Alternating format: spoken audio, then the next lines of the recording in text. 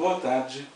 Meu nome é Marcos Cordeiro Pires, sou professor aqui da Unesp de Marília e é uma honra muito grande estar participando do projeto organizado pelo professor Marcos Fábio, no sentido de criar um grupo de estudos, particularmente que trata, dentre outras coisas, da história da China.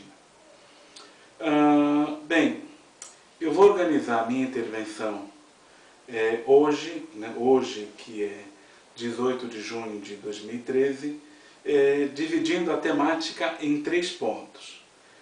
Primeiro ponto, a importância da história da China, que vai ser esse primeiro bloco. Num segundo bloco, o processo de reforma e abertura na China, de tal forma que a China deixa de ser um país de economia centralmente planificada, e com o poder do plano dirigir a economia, passando para uma economia de mercado tal como a gente conhece hoje. E no último bloco a gente vai discutir o papel da China na economia mundial, como que a economia chinesa hoje seria aquela segunda turbina da economia mundial, como outrora fora a economia norte-americana até pouco tempo atrás. Então hoje a economia da China tem um papel importante nos custos da economia mundial, na manutenção da estabilidade monetária em nível mundial e, por fim, como uma grande demandante de mercadorias em nível mundial. Então, passando para a gente discutir o primeiro tema, que é a importância da história da China. Como vocês bem sabem, particularmente vocês que são estudantes do curso de Economia, quando a gente discute a questão da história econômica, a gente sempre tende a concentrar o estudo da história econômica basicamente na história econômica do Ocidente. Então, a gente sempre tende a começar a discussão com relação ao estudo da economia do Império Romano, particularmente a dissolução disso, toda a estrutura de colonato que vai dar origem à estrutura feudal europeia, depois a transição do feudalismo para o capitalismo comercial, do capitalismo comercial chegando no capitalismo industrial e nesse capitalismo hoje que a gente vive. Só que é importante a gente notar que a história da humanidade não se restringe ao Ocidente. Um autor, por exemplo, como Angus Maddison, ele chama a atenção de que no auge daquilo que seria o Império Romano, aproximadamente no ano 1 da nossa era, a economia europeia era uma fração muito pequena daquilo que se convenciona chamar de economia mundial. A China e a Índia, como duas grandes e importantes civilizações, tinham um papel econômico, um papel cultural mais importante, por exemplo, do que a economia do Império Romano naquele período.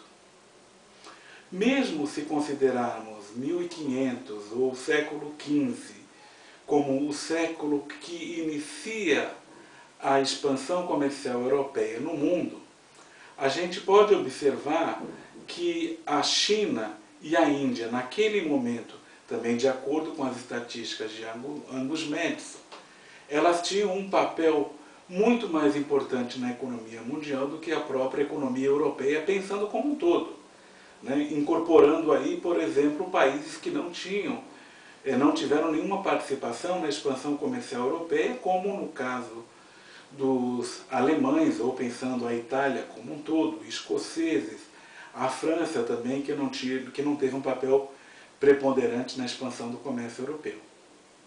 Pois bem, em 1500, a China sozinha representava 30% do comércio mundial. Ou não só do comércio mundial, mas do PIB mundial. Caberia perguntar, por exemplo, por que o europeu, particularmente o português, que chega em Macau, que chega no Japão, que chega em Cantão, e não o chinês que chega em Londres, em Lisboa ou em Sevilha. É uma discussão importante, Porque se nós considerarmos que grande parte da tecnologia utilizada pelos europeus para fazer a sua expansão marítima, ela deve a muitas, né, tecnologias criadas na China. A China é a origem, né, por exemplo, da pólvora. A China está na origem da bússola. A China está na origem da criação do primeiro papel moeda, também do próprio papel, de experiências anteriores de impressão, daquela de Gutenberg, no século XV. Então, é uma pergunta interessante de saber, né? Por que a China não foi imperialista enquanto o Ocidente foi imperialista? Por que uma sociedade que estava muito à frente do ponto de vista do desenvolvimento da técnica fica estagnada justamente no momento em que a Europa inicia a sua expansão comercial? É uma discussão interessante. Talvez, num primeiro ponto, considerando a própria experiência dos chineses. A China é um país multinacional. Na China não há uma uniformidade linguística, por exemplo, como há no Brasil. Na China, há, né, diversas etnias, né? A principal delas é a etnia Han, né, que responde por 95% da população da China. Mas há minorias étnicas de origens turcas, né, na província de Sichuan, há uma minoria étnica tibetana, há uma minoria étnica Miao, que se concentra, por exemplo, no sudoeste da China, há uma minoria Manchu, que se concentra no nordeste da China. Mas o que é interessante notar é que a principal etnia da China, a etnia Han, ela nunca teve um projeto expansionista. E o que é interessante, quando a China apresentou um projeto expansionista, foi justamente quando ela esteve dominada por minorias étnicas, né, como os mongóis, na época de Gengis Khan, né, e quando Marco Polo conheceu a China, e num outro momento, né, durante a própria dinastia Qing, né, que foi a última dinastia imperial chinesa, que governou de 1644 até 1912. Então, nesse período, se apresentou um projeto de expansão. Né? Mas, por exemplo, no próprio século XV, os navegadores chineses, né, chegaram a alcançar um espaço, né, muito maior, por exemplo, do que aquilo que é a área tradicional de influência da China, que seria o Mar da China, o Oceano Pacífico. O almirante Cheng He, né, dizem, né, há uma tese que coloca que ele fez a primeira viagem de circunnavegação, né, em torno do começo do século XV, bem antes, por exemplo, do Vasco da Gama chegar à Índia, ou do Fernão de Magalhães fazer a conhecida circunnavegação no começo do século XVI. Mas é evidente, né, que grandes frotas chinesas, né, com mais de 50 mil marinheiros, chegaram na costa oriental da Ásia, né, estabeleceu contato, por exemplo, com todos aqueles países do Oceano Índico, né, a própria Índia, chegaram na Arábia. Esse próprio navegante Cheng He, ele era de etnia de origem turca e ele próprio era muçulmano. Mas é interessante que naquele contexto, né, no século XV, justamente quando tem a expansão comercial europeia, a dinastia Ming, né, que é a última dinastia de etnia Han, veta a expansão marítima, né, faz com que o almirante requeime todas as suas frotas, não deixe, né, nenhum navio que poderia fazer a navegação de longa distância, apenas juncos que poderiam fazer a navegação na própria área tradicionalmente de influência chinesa, que seria o mar da China Meridional ou o Mar do Japão. É interessante notar que não tinha, por exemplo, por parte da cultura chinesa, um interesse em expandir, o próprio comércio, né? E o que poderia explicar isso, por exemplo? A China, apesar de já ter uma economia de mercado há muito tempo, a evidência de já ter moeda, a evidência de já ter papel moeda, nunca a classe dos comerciantes alcançou o poder como alcançou o poder na Europa. Nunca houve, por exemplo, uma certa aliança entre o imperador chinês e uma classe comercial. A China sempre foi um estado burocrático, né? Um estado em que ele era governado por mandarins. E esses mandarins entravam no serviço público chinês apenas por concurso. Então não tinha, por exemplo, o status que o dinheiro, né, chega a ter e colocar como uma questão mais importante, como no Ocidente europeu, a partir do século XV e XVI. É interessante notar que essa predominância econômica da China, ela vai se estender até 1820 ou 1840. Né? Aí alguém pergunta, 1840, o que aconteceu de excepcional na China? No mesmo instante que o país buscava o isolamento, em que ele não tinha interesse no comércio internacional, né? Em 1793, os britânicos mandaram uma grande embaixada para a China para tentar abrir a China para o comércio internacional, que foi a embaixada Macartney. Né? Ocorre que o imperador Qianlong, naquele momento, disse, né, vendo todas as ofertas que os ingleses colocavam, o embaixador falou que não havia nada naquela oferta de produtos da Inglaterra que pudesse interessar a China.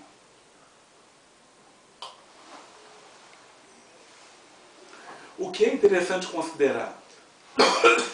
O que fizeram os ingleses a partir de então? Né?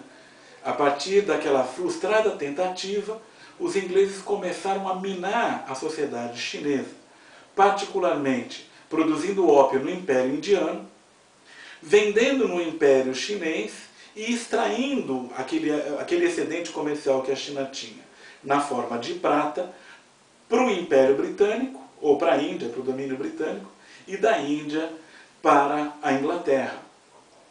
Quando os chineses tentaram combater o comércio de ópio por tudo aquilo que o uso indiscriminado de tóxico produz, né, por exemplo, que é a diminuição da energia da sociedade chinesa, né, particularmente, né, da sua própria elite, né, o que fazem os britânicos? Eles iniciam uma guerra, né, quando um carregamento de ópio é confiscado em Cantão, exigem a restituição daquilo, mas aquilo, de certa forma, é o pretexto, por exemplo, para não ter apenas o comércio do ópio, né, mas para forçar a abertura dos portos comerciais da China. Então, em 1840, eles derrotam as tropas imperiais da China, obtêm o direito de permanecer por 150 anos no sul da província de Cantão, onde se estabeleceu Hong Kong, forçam a abertura dos portos. Né? Mas o que é interessante é que essa primeira guerra do ópio, né, ela é seguida de uma segunda guerra do ópio, que foi uma reação dos chineses contra a dominação ocidental, na década de 1860. E aí nessa segunda guerra do ópio, não apenas ingleses, mas também franceses, norte-americanos e posteriormente alemães, passam a conquistar pontos estratégicos da China.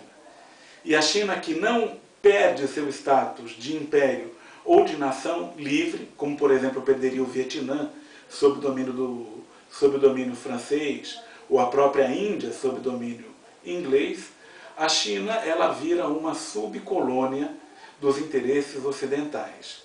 De tal forma, por exemplo, que em 1900, quando eclode a guerra do ópio, né, você tem em parques de Pequim, parques públicos de Pequim, proibida a entrada para cachorros e para chineses, nessa ordem, né? Então o povo chinês foi completamente humilhado nesse período. Em 1911, 1912, quando se inicia a Revolução, que põe fim ao Império, né, a condição, a fragilidade chinesa ainda se manifesta. Né? A criação da República em 1912 não consegue unificar o país, já que cada região do país era dominada por senhores de guerra. Apenas, por exemplo, em 1924, o Partido Nacionalista Kuomintang chega a montar um governo nacional. Mas 3 anos depois inicia a Guerra Civil, que vai colocar em confronto o governo nacionalista do Kuomintang com o Partido Comunista. E 4 anos depois se inicia uma invasão em larga escala do Japão, que vai persistir até 1945. Ou seja, a China apenas adquire o status de uma nação unificada, uma nação controlada, né, por um único grupo dirigente chinês, né, apenas em 1º de outubro de 1949, quando Mao Tse-tung vence a Guerra Civil e estabelece a República Popular da China. Né?